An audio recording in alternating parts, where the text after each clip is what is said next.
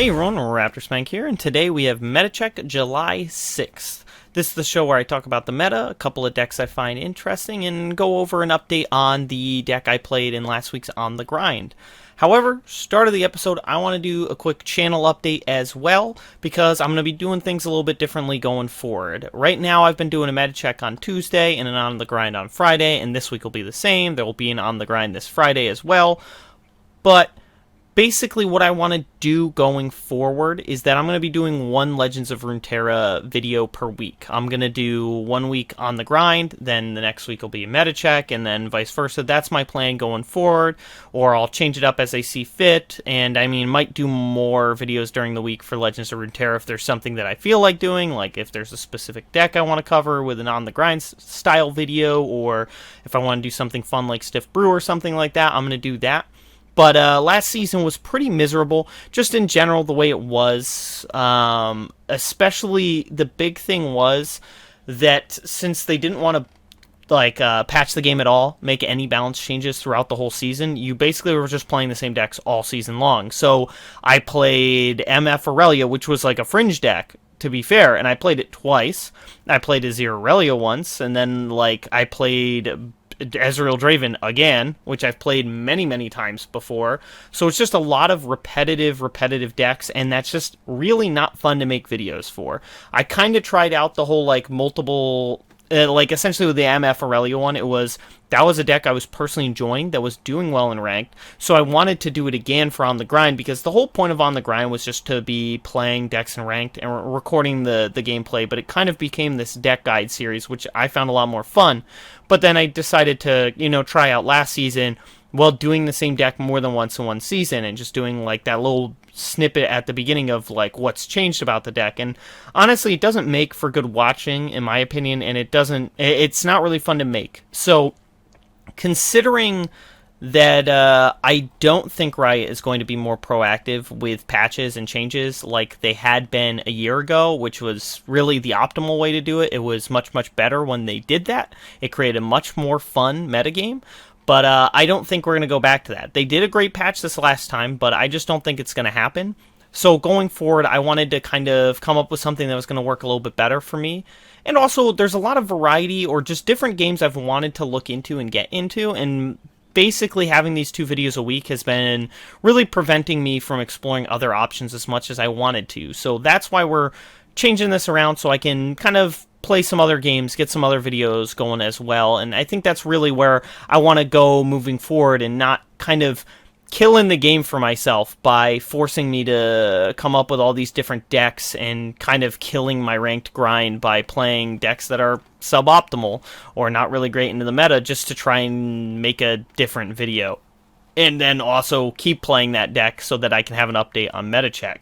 So that's what we're going to be doing going forward, changing that stuff around a bit, and especially too looking into the season, we did have a great patch starting off the season that had a lot of balance changes that were great, but Legends of Runeterra has also kind of reached that critical mass where it's got so many cards and so many decks that when a patch like that happens, we end up just seeing decks from the past come back, essentially, because this huge, the meta shifted quite a bit. In my opinion, the Aurelia decks aren't nearly as good now as they were, although they are still good, and they're not getting played as much because also people are trying all the new things.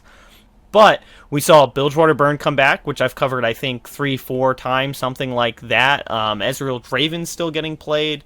TF Swain I've never actually done an on the grind of, but I've talked about in a couple of meta checks. That's come back a bit.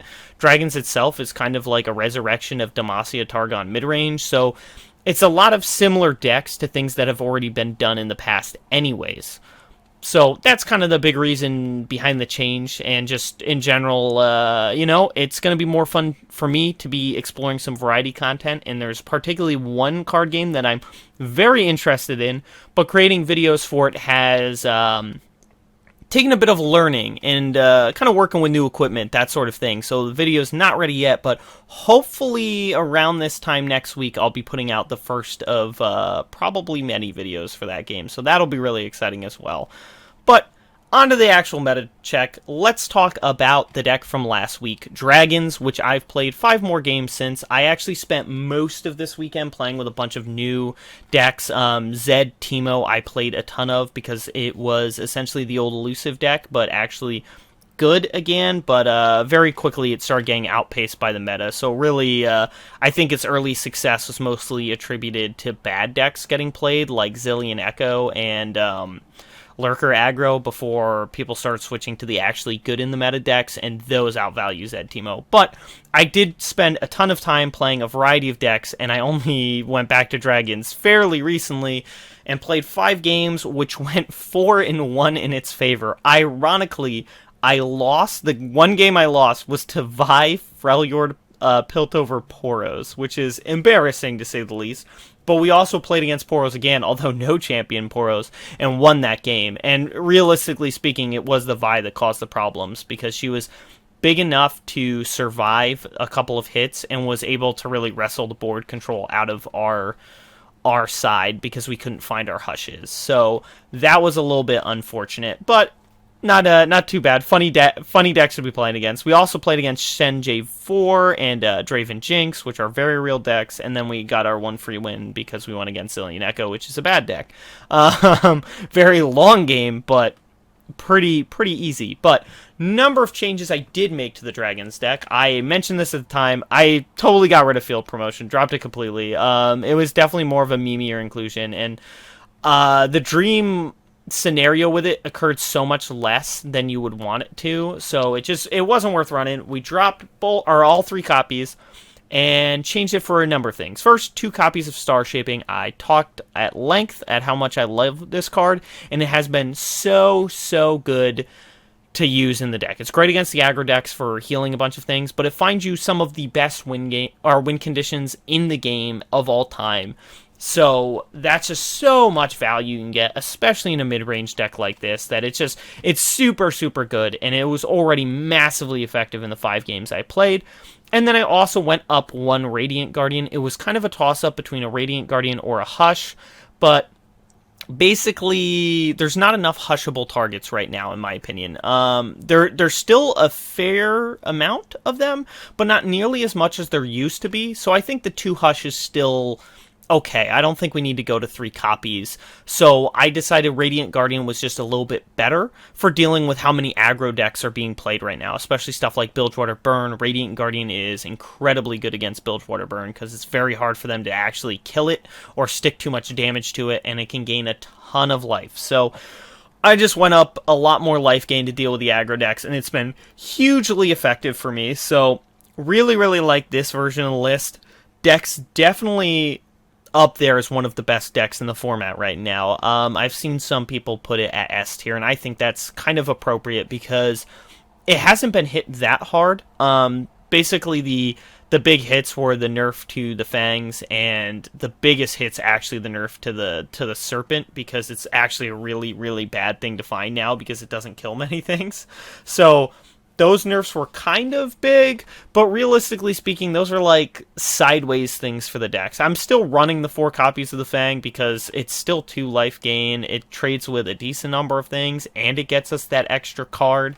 And particularly, there's a lot of great Equinox targets right now and things like that. So it's still very good. But it's just, the deck didn't get hit that much. And it's just a really great value deck that, now that the format's been slowed down a little bit, gets even better. So, really solid deck. Definitely worth playing. And I guess that's kind of a great segue into just the general meta thoughts as well. It is a lot slower than it was previously, and I think that's actually a good thing. I love aggro. I am an aggro player at heart, but I think it's a lot better that we aren't, like, always dead by turn 5.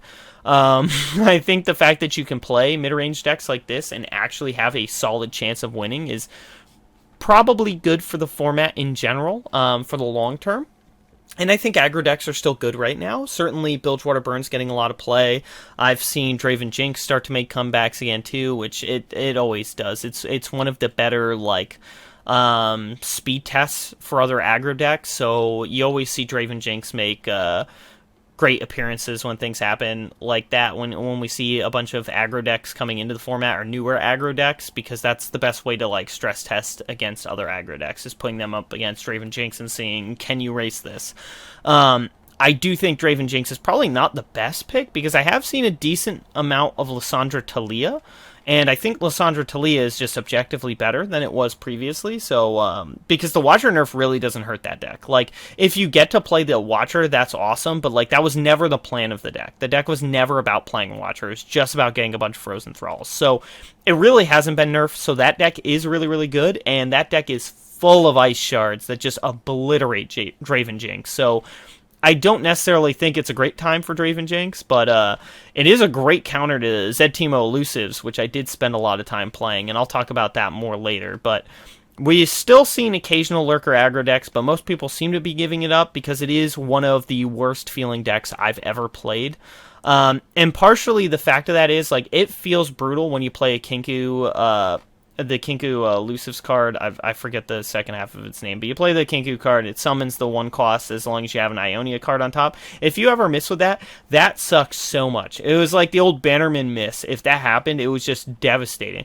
And Lurker aggro gives you the chance to feel that every single turn. And it is really devastating if you ever miss Lurk. So it's kind of like a Bannerman that you have to hit every single turn for your deck to be good. So it just feels absolutely miserable to play, because you'll have those games where you miss Lurk 3 times in a row with only 6 possible misses in your deck, some of which are already in your hand, and you'll miss 3 times in a row while the opponent plays Lurker and has the turn 1 attack, turn 2 attack, turn 3 attack, and they lurk every single time, and they hit like a Rek'Sai on top that boosts them even further. You'll have those games where you play that, and it's just, you'll want to throw your computer out the window. It's just ridiculously crazy how RNG that deck feels, and it's just in general not that great, because it does have a number of overwhelming threats, but they're fairly slow, and so a lot of your early turns can be fairly easily blanked, especially by decks like Bilgewater Burn, which is why we're seeing it really make a big comeback, is that a lot of their things trade with the Lurker threats. Lurker threats are very easy to kill. They have 1 to 2 health. So yeah, it's just one of those things that the deck's still getting played a bit as people are trying to make it work and things like that, but it's not particularly great, and certainly not one that I intend to play any more of at the current moment, because it just feels so miserable.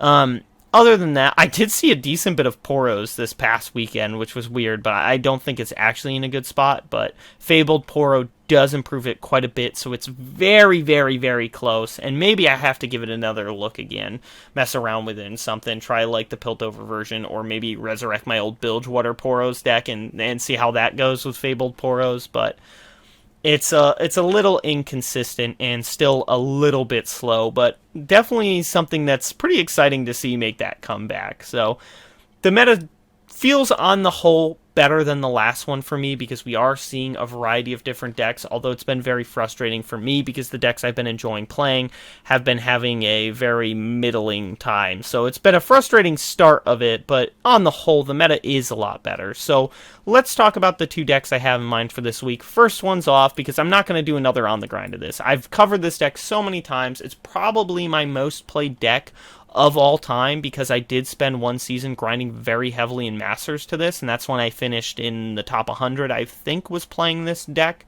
if I remember correctly. But that is Bilgewater Burn. This is the new list that's being played right now.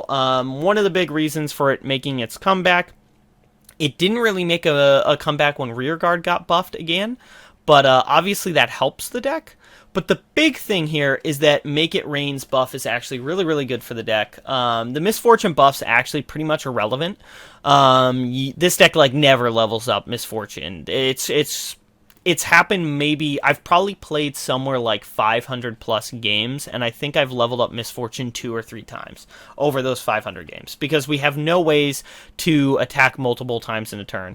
So it really is just player on turn 3 and swing on turn 3, then swing on turn 5, then swing on turn 7, then swing on turn 9, level her up, which is almost never going to happen in a deck like this where you're just looking to kill your opponent as fast as possible. So really, it's just the buffs to make it rain and the buff to double up, because there is a one of that people are running, probably starting to get to the point that you drop the double up for something else like Demolitionist, because the big thing double up was here for was dealing with Lurker aggro, because it kills basically most of their threats while also hitting their Nexus for a ton.